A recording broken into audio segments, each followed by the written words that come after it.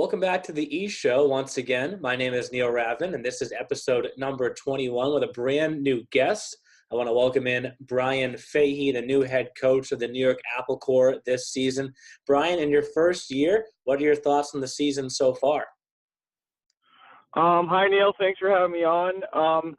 Thoughts so far, I really like our group. I think we're fighting right now to find some consistency. But overall, we have a great group of kids. We have 98s who are looking to go on to the next level. So it's definitely a fun group and a great experience for me as a coach, and then for the kids as a whole. And I said, you're a first-year head coach. You're also one of the youngest head coaches. I won't give away the exact age on here, but one of the youngest head coaches in the league. Has that been the biggest challenge for you, or is it something else, in your first year?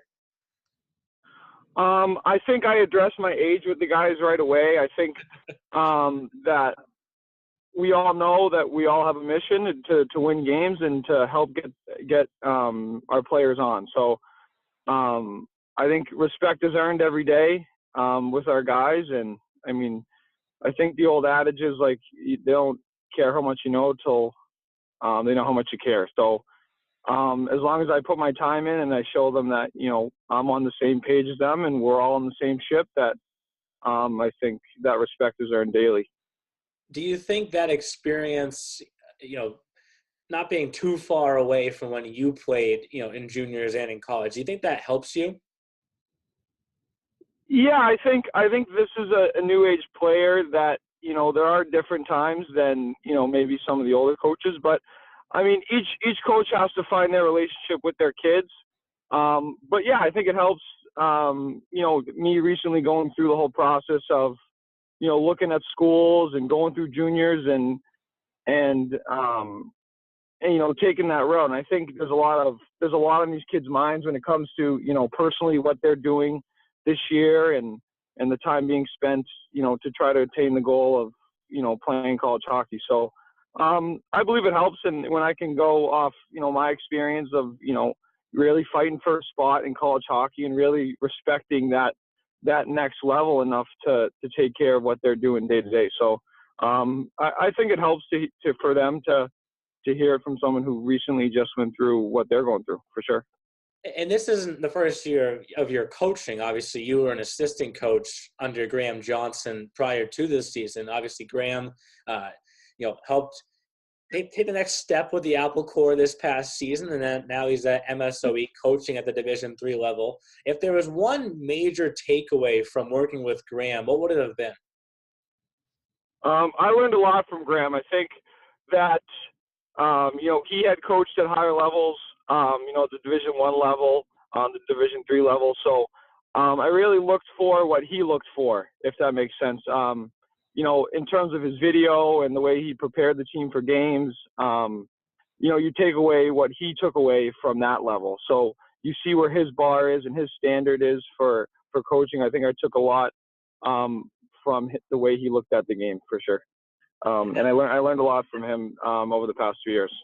Sorry about that. Yeah. So, and now looking back at, the roster that, Graham and you actually helped put together for this year, you touched on the 98s. You have 10 of them right now. But one of them is already committed in Kyle Warren. I don't want to give away, too many secrets on this call, but I'm sure there's some players to watch. There's probably some more commitments coming soon, correct? Yeah, we have a good group of leadership that has helped in the transition with coaching this year. But a lot of guys have taken the lead in being leaders, and some of those guys like Race Bennett, Logan Scarlotta, Ryan Leith, Connor Woolley, Tom O'Brien, like we have a solid group of 98s who you have played, years in this league and high level hockey. So they know what it takes to get to that, to get to where they want to be as a team, and to get to where they want to be as individuals. So they're definitely a leadership group that I rely on heavily, and they're important to each other, for sure. And as a team right now, if the playoffs started today, you would be the 6th seed. I'm sure you already know that, but there are lots of games still left to be played in this season. But January and February are going to fly by pretty fast here. What's the message in the locker room right now in terms of improving on that playoff seed and really getting ready for the postseason? I believe it's our consistency. I think we're a team that is still very, like, we hold high expectations for ourselves, right? So we go in every game, believing we can win, believing we can get points every night. And I think as long as, we continue to work on our consistency. We've talked a lot about making sure we take care of practice times, like, so it'll be a drill in practice where we really make sure this drill can either, go practice down the tubes, or this can help us, have a good practice here. And then we string, a good practice together, turns into 2 good practices. So, and then that turns into a good weekend where we're playing well. So I think it's a commitment to a level of focus where we can get the outcome we want each time around the ice, whether it be practicing games. But we do have, like you said, you blink and next thing you know, it's playoffs right after the new year. So we have a lot of games in division. We play Wilkes-Barre a lot. We've went to overtime with them twice. So there's a lot of meaningful games down the stretch. But I think it's for us just taking it, weekend by weekend, game by game, and chipping away and kind of clawing back up the standings.